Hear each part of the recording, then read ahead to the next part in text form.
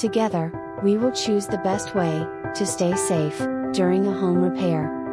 Find out how much the repair will cost, and when the repair person will arrive at your home. Ask for a recent picture of the person who will be coming to your home when making the appointment. Put your laptop, tablet, wallet, and other valuables away before the repair person get to your house. If you are paying with cash, have the exact amount in your pocket before the appointment.